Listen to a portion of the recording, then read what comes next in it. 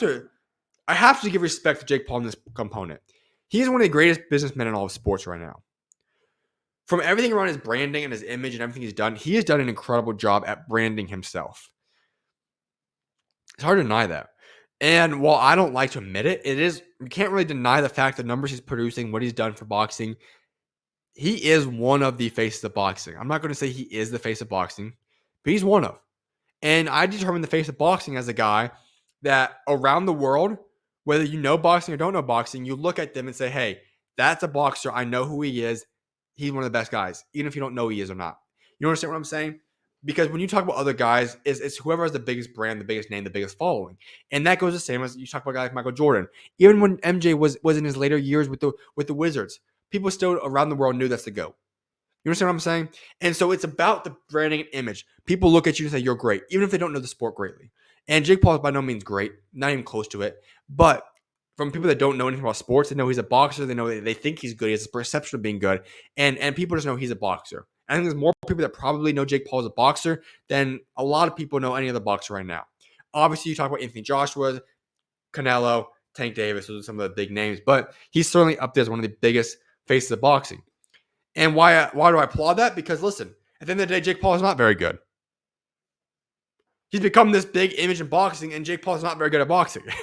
That's one of the most sensational things I could ever imagine. I can't think of anything else that's even similar to that.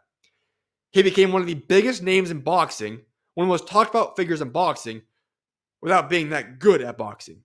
He's good, but not great by any means, I should say, to clarify. And here's what gets really interesting for me.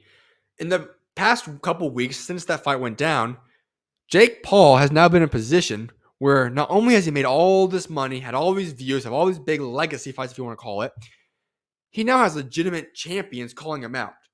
The undisputed champion at light heavyweight, Archie Beterbiev, one of the best pound-for-pound fighters in all the world, has called him out. The heavyweight champion of the world, Daniel Dubois, has called Jake Paul out. Andre Ward, one of the greatest of our generation, has now called Jake Paul out. And this list goes on and on of different guys wanting to retire, come fight him, so on and so forth. And listen, folks, I see the backlash everybody's giving these guys that are calling them out.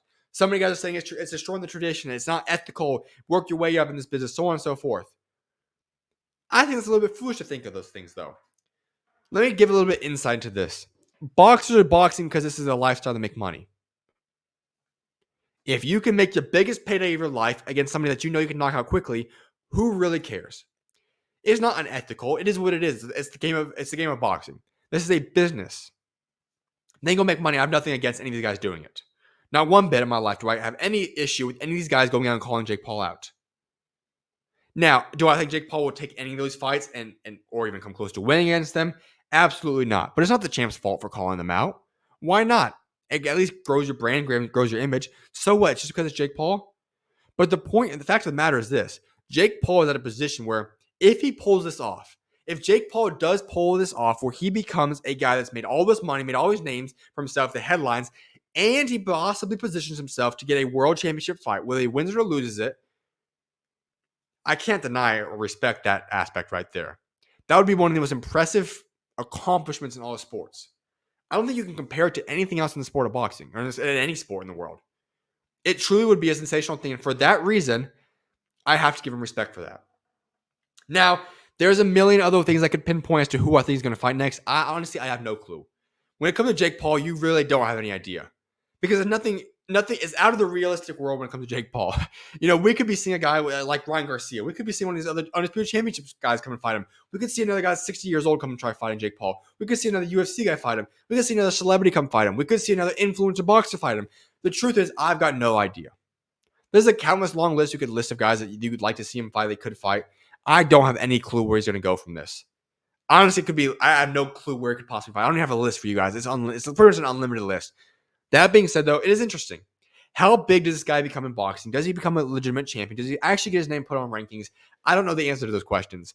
But if he does, I can't deny and respect that he's at least made quite the image for himself in the sport of boxing.